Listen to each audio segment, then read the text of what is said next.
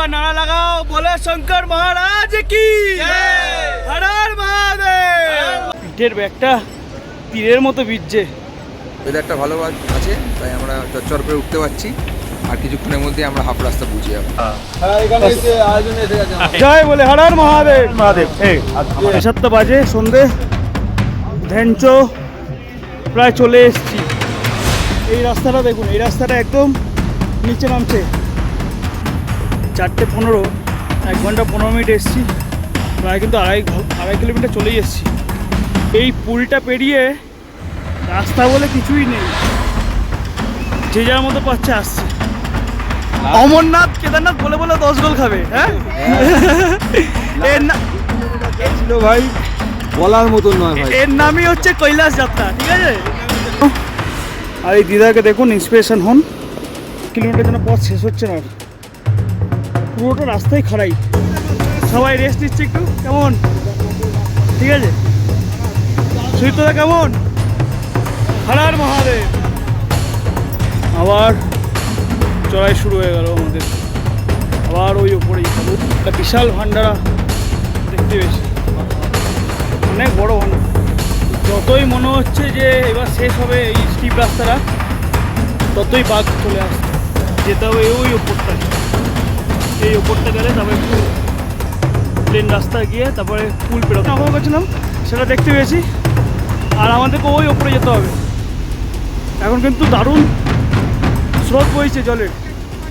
এই চড়াইটা মারাত্মক চড়াই, অনেকটা স্টিপ। অসম্ভব মানে খতরনাক, এবং রাস্তা বলে কিছু নেই। প্রচণ্ড পাথরের বললা, শুধু কাটা টাইটার ওই পা দিয়ে আসছে, তার মধ্যে জল পড়ে আছে, তার মধ্যে জল। মণিমহেশ কৈলাস, পঞ্চ কৈলাসের এক অন্যতম হলো এই মণিমহেশ কৈলাস। বলা হয় ভগবানের নিজস্ব বাসস্থান এই মণিমহেশ। আজ এই পর্বের গল্প থাকছে হাতসাদ থেকে ধ্যানচ যাওয়ার এই কঠিন 7 কিলোমিটার রাস্তার মণিমহেশ যাত্রার প্রথম ট্রেক। চলুন তাহলে শুরু করা যাক সবাই মিলে। ওম নমঃ পার্বতী পতে হর হর মহাদেব। নমস্কার, আরও একটা ভিডিওতে স্বাগত আপনাদেরকে। আরও একটা নতুন এপিসোডে, নতুন ব্লগে স্বাগত। আজকের ভিডিওটা শুরু হচ্ছে ভারমর থেকে, হিমাচল প্রদেশের ভারমর থেকে। আপনারা জানেন যে আমরা মণিমহেশ ট্রেক করতে যাচ্ছি, মণিমহেশ যাত্রাতে। আজ 2025 মণিমহেশ যাত্রা। আমরা এখন আছি ভারমরে। যারা জানেন না বা সবার জন্য একবার করে বলে দিই যে আমাদের মানে প্রথম দিন থেকে কি হয়েছে। আজকে হচ্ছে 22শে আগস্ট, আমরা ভারমরে আছি। 19শে আগস্ট আমাদের ট্রেন ছিল হিমগিরি, 2 ঘন্টা মতো লেটে ছিল, 2 ঘন্টা লেটে ছেড়েছে। 21শে আগস্ট আমরা নির্ধারিত সময় থেকে 2.5 ঘন্টা মতো লেটে দুপুর 1:30টায় ঢুকেছিলাম। 2টোর সময় আমরা গাড়িতে উঠেছিলাম। অনেকে শরীর খারাপ হয়ে গেছিলো, অনেক রাস্তা খারাপ ছিল। তারপরে আমরা ভারমর ঢুকেছিলাম হচ্ছে গতকাল রাত, মানে 21 তারিখ রাত 1:30টার সময়। 1:30টার সময় ভারমর ঢুকে আমরা সরাসরি রেস্ট নিয়েছিলাম। আজকে ভোরবেলা উঠে আমরা 8:30টার সময় বেরিয়েছিলাম ভারমানি মাতা দর্শন করতে। তারপরে ভারমানি মাতা দর্শন করে আমরা একটু 0.5 ঘন্টা রেস্ট নিয়ে এখন বাজে হচ্ছে 1টা বাজতে 5 মিনিট বাকি। আমরা এখন বেরোবো হচ্ছে হাতসারের উদ্দেশ্যে। হাতসার থেকে যতটা পারবো ধ্যানচ যাওয়ার চেষ্টা করব। তারপর যা হবে দেখাবে। পুরোটা যেতে পারলে পুরোটা চলে যাব, নাহলে ধ্যানচ গেলে ধ্যানচ অবধি যাবো, ধ্যানচ থেকে স্টে করবো। তা দেখতে থাকুন, কানেক্টেড থাকুন, স্টে কানেক্ট। দুর্দর্শ একটা ভিডিও হবে আজকে এই নতুন ভিডিওতে। সবাইকে আরও একবার স্বাগত বলছি। দেখতে থাকুন, ভালো থাকবেন। আর আমাদের এই যাত্রাটা পুরো দেখতে থাকুন। ট্রেকের পুরো ভিডিও হবে, পুরো যাত্রার পুরো ভিডিও, সম্পূর্ণ ভিডিও থাকবে। আশা করি সবার ভালো লাগবে। রয়েছি 14 জন, সবার কথা মতনই হবে যা হবে। আমরা কিন্তু কালকে একটা অসাধারণ মানে ট্রায়াল দিয়েছি। ট্রায়াল বলতে আমরা এই হাঁটার আগে প্রায় ওখানে যখন আমরা এসেছিলাম 10-15 কিলোমিটার পরে মুক্তেশ্বর ধাম ছিল, যেটা হচ্ছে পাণ্ডব গুহা নামও পরিচিত। ওখানে 275টা সিঁড়ি আছে, আমরা ভেঙে নেমেছি আবার উঠেছি। ওটা কিন্তু একটা স্টেজ রিহার্সাল বা একটা ভালো ট্রায়াল হয়ে গেছে। তো দেখা যাক আজকে ট্রেক কেমন হয়। আমাদের অলরেডি যাত্রা শুরু হয়ে গেছে হাতসারের দিকে। তো সবাই সবাই একবার নারা লাগাও, বলে শঙ্কর মহারাজ কি হর হর মহাদেব। এটা হচ্ছে ভারমোরের বাস স্ট্যান্ড। এটা হচ্ছে যারা পাঠানকোট থেকে বা চাম্বা থেকে যারা যেসব বাসগুলো আসছে, সেই বাসগুলো এখানে নামছে। তারা এখান থেকে নেমে আবার হাতসার যাবে। দারুণ রাস্তা, পুরো ক্লিফ রাস্তা এটা।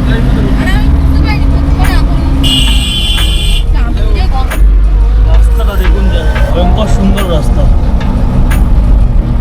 পুরো পাথরগুলো বেরিয়ে আছে। আর এটা কিন্তু এখন ল্যান্ডস্লাইড জোন। আর এই সাইডটা দেখুন, অসম্ভব সুন্দর লাগছে। হিমাচল প্রদেশ। সো ফাইনালি হাটসার নেমে গেছি। এটা হচ্ছে বাস স্ট্যান্ড। এখানে যত বাস আছে সব এখানে স্ট্যান্ড করে দিয়ে সবাইকে নামিয়ে দেবে। এখান দিয়ে হচ্ছে এন্ট্রি। এখান দিয়ে আরও দূরে গিয়ে 1 কিলোমিটার মতো দূরে যেতে হবে, তারপরে হচ্ছে চেকপোস্ট। এটা হচ্ছে হাটসার ঢোকার শুরুতেই গেটের সামনেই এত বড় একটা লাঙ্গার।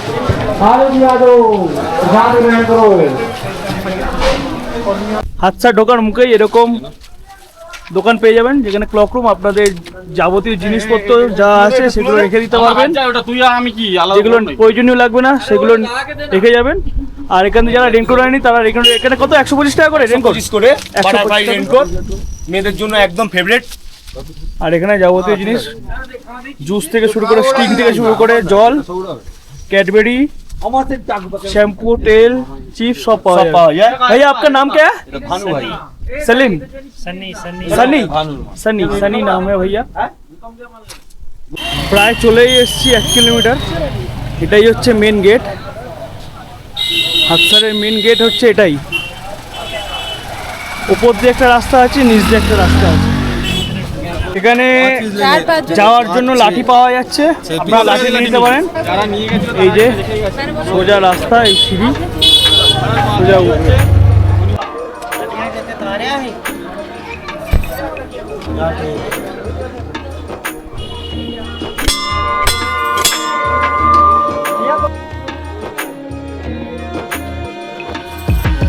মনিমাহেশ 13 kilometre, ভ্যাঞ্চো 6 kilometre.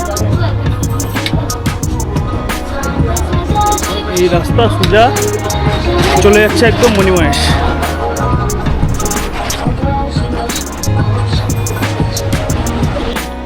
যাত্রা শুরুতে প্রায় 1 কিলোমিটার এরকম সিঁড়ি চড়তে হবে। দারুণ স্টিপ রাস্তা। আর এখান থেকে নিচটা হচ্ছে এরকম সোজা এরকম রাস্তা। আর এই রাস্তাটা যাচ্ছে এরকম, আমরা এই রাস্তা ধরে যাব। নিচটা ওখান দিয়ে নদী বয়ে আসছে ঝর্ণার বেগে। এটা হচ্ছে প্রায় 1 কিলোমিটার। তখন বলেছিলাম 1 কিলোমিটার, ওটা 1 কিলোমিটার না 800 মিটার। 1 কিলোমিটার আসার পর হচ্ছে এই মেন গেট। মেন গেট করবে এখানে, বাঁদিকে ডান দিকে সব লস্যি ভান্ডারা সব আছে। আর এখানে হচ্ছে অনলাইন রেজিস্ট্রেশনটা মনে হয় দেখাতে হবে, সামনে যাই বুঝতে পারবো। भैया जी यहाँ पे ऑनलाइन रजिस्ट्रेशन दिखाने के लिए हो जाता है ना? जय बोले हर हर महादेव। এখানে অনলাইন রেজিস্ট্রেশন যেটা আপনারা করছেন সেটা দেখালেই হয়ে যাবে, না ছাড়া তাছাড়াও তো আধার কার্ড দেখালেও হয়ে যাবে।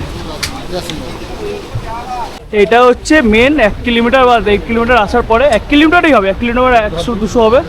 মেন রাস্তার যাত্রাপথ হচ্ছে এটাই, যেটা আমরা এসছি সেটা ফাউ।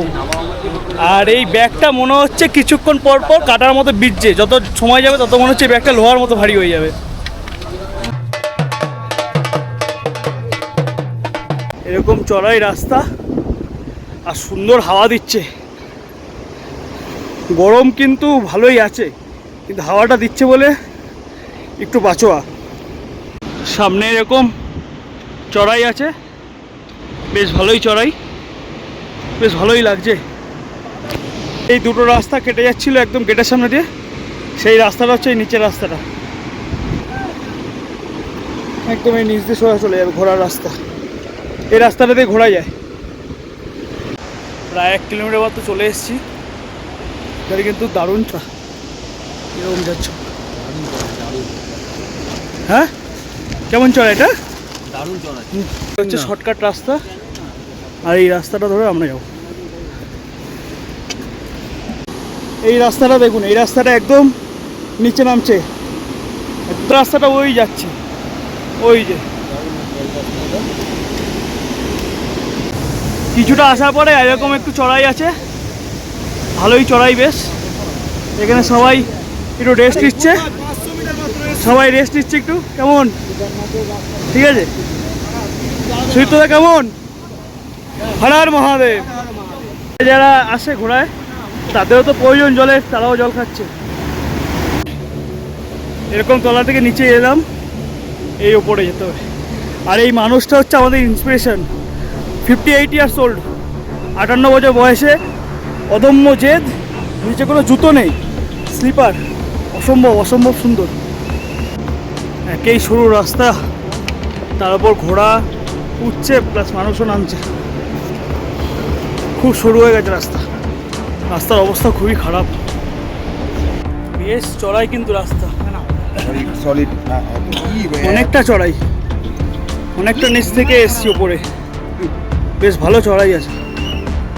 আর রাস্তাও কিন্তু খুব ছোট, সরু রাস্তা। 4:15, 1 ঘন্টা 15 মিনিট এসছি, প্রায় কিন্তু আড়াই কিলোমিটার চলেই এসছি। অসম্ভব চড়াই রাস্তা, আর সেরকম পরিমাণে ঘাম হচ্ছে। আসলে গরমটা এতটাই আছে তো, আর ঘড়ির কাঁটা 4:30 বেজে গেছে, এখন কিন্তু প্রায় আমরা 3.5 কিলোমিটার পথ অতিক্রম করে ফেলেছি। এটা কিন্তু বিভৎস চড়াই, বিভৎস স্টিপ রাস্তা, ঠিক আছে?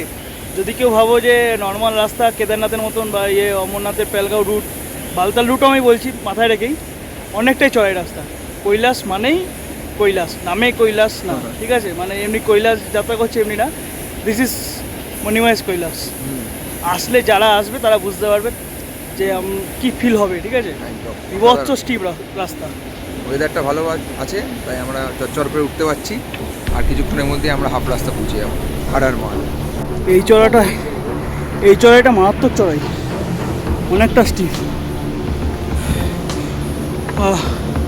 বাবা মহাদেবের নাম করে এগিয়ে যেতে হবে, আর বেশিটার বাকি নেই, যেতে হবে ওই ওপরটায়। এই ওপরটা গেলে তারপর একটু প্লেন রাস্তা গিয়ে তারপরে পুল পেরোতে হবে।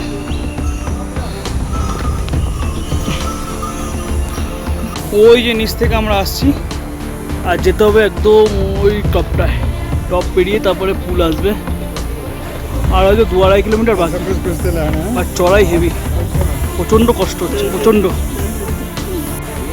যতই মনে হচ্ছে যে এবার শেষ হবে এই স্টিপ রাস্তাটা, ততই বাঘ চলে আসছে।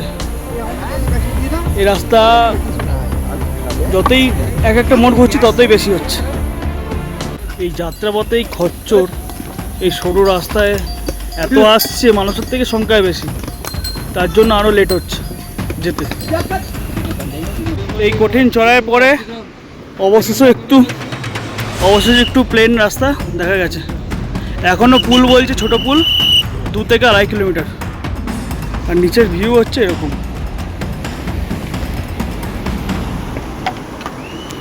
সময় এখন 5টা বাজে, প্রায় 200-300 মিটার আসার পরে, সমতল রাস্তায় আসার পরে একটা বিশাল ভান্ডারা দেখতে পেয়েছি, অনেক বড় ভান্ডারা।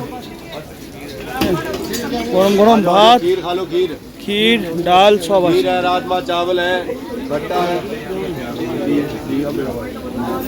জয় ভোলে।